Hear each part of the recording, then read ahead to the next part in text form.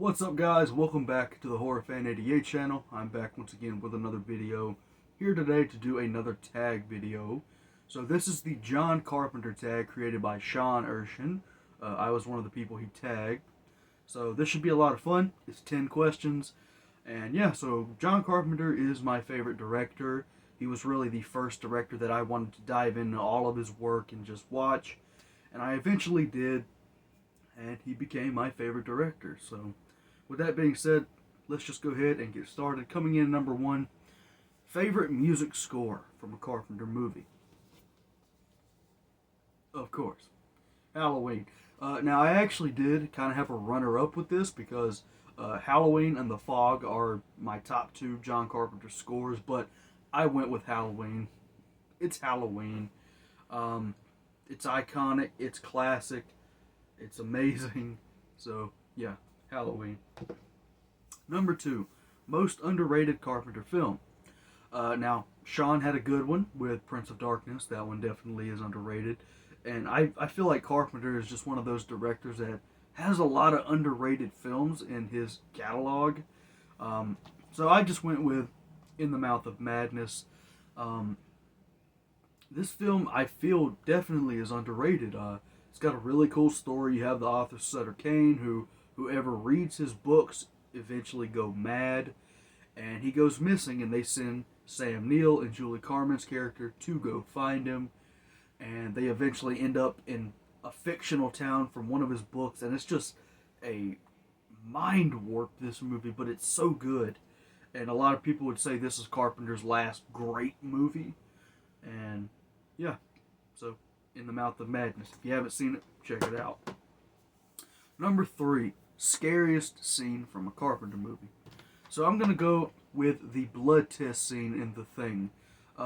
Jump scares are something that have never really gotten me, probably because I've grown up with horror and I'm kind of just desensitized to all that stuff. But the first time I watched The Thing, the moment MacReady is testing the blood, and then he looks and he says, "We'll do you last," and he pokes it, and the blood jumps up, kind of like squeals, like, "Rah!" I actually felt my heart stop in that scene. I was like, holy shit.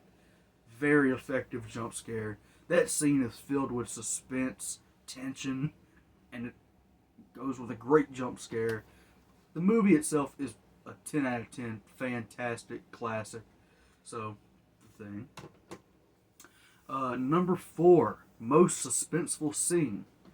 Now, John Carpenter definitely is a master of suspense, so I'm going to bring it right back around to Halloween. Now, this movie is filled with suspenseful scenes, but I'm actually going to go with the scene where Laurie Strode is walking over to the Wallace house to, she's looking for Annie, Bob, Linda. It's dark inside, and, she starts slowly going up the stairs, and the way the whole scene unfolds, it's very suspenseful. Of course, she finds her friends dead. She goes into the corner, and in the dark room, you see Michael's mask slowly appear out of the darkness. That scene to me is just fantastic. So, I'll go with that. Number five, favorite non-horror. Gonna have to go with Escape from New York. This is one of my favorite movies of all time, and I love everything about it. It's a very dark, early 80s, futuristic action movie because it's set in the future.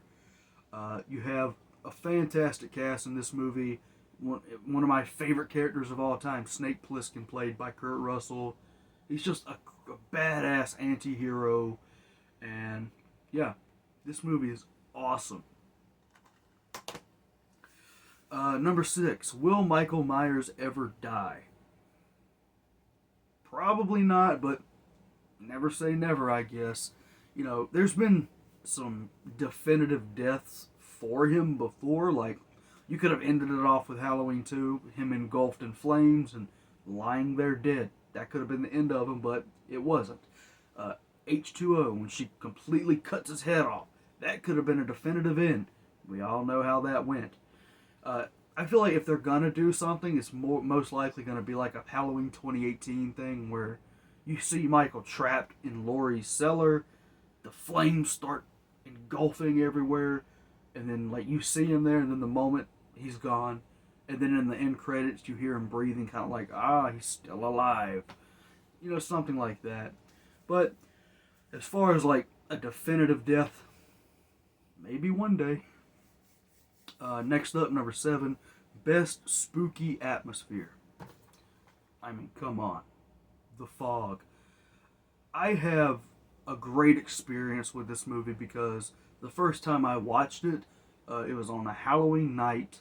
I had the lights turned off, just watched it for the first time, and I was blown away.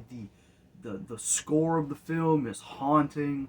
The scenery, the settings, and just everything. And it's one of Carpenter's best casts. You know, everyone in this movie is just like, hey, it's him. Hey, it's her. Hey, it's him. You know everyone. And yeah, like the fog itself and the ghosts within the fog is so creepy. And it is just, it's a beautiful film to look at. So, The Fog. Next up, number 8, worst Carpenter film. So, I guess I'm gonna go with Ghosts from Mars. I would have said The Ward, but I've only seen that movie once, like back when it came out, and I know I didn't love it.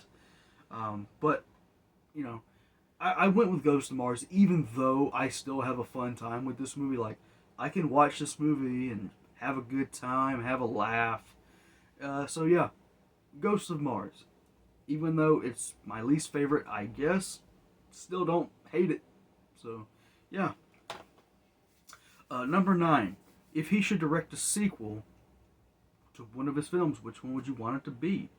So, for this one, I'm going to go with either a follow-up to Escape from New York, or maybe a third film in a trilogy. So you can have Escape from New York, Escape from LA, Escape from somewhere else, because admittedly, I do love Escape from LA. I know it's hated, but you know, I have that nostalgia for it, so I can have a good time with it. But I completely understand why people do not think it's a worthy follow-up to this film. Even the tone of the movie is very different, where the original is very dark, creepy, and just action. This one's more fun, goofy, and things just kind of like, what the hell? Yeah, and a lot of the story is almost beat for beat this movie. But like I said, I can still have a great time with this movie and have a lot of fun. So it'd be cool to see a new Escape from Somewhere movie with an older Snake Plissken. You know, like I said, whether it be a direct sequel to the first or a concluding chapter of a trilogy, either one. But yeah, that's my pick. And number 10, do you think he has one last great film in him? Even though Carpenter's last few films have not been great, The Ward was probably his last one in like 2010 or 2011. I look back on his films and I think that John Carpenter is just such an iconic director, that he's iconic. He's left us with a legacy, all these fantastic films, and I can look back on all of his movies and just think, man, this is why he's my favorite director. Now, of course, if he does decide to do another movie, I'm gonna be happy and I'm gonna watch it. But if he doesn't, I'm fine with it. I think he's done plenty for us fans of horror and just movies overall. But yeah, John Carpenter is awesome. And with that being said, that is the John Carpenter Tag, once again, by Sean Erschen. Sean, thank you for tagging me. Thank you for creating an awesome tag video. Hopefully everyone enjoyed my answers. And yeah, so with that being said, hopefully you enjoyed this. Stay tuned for more. Peace.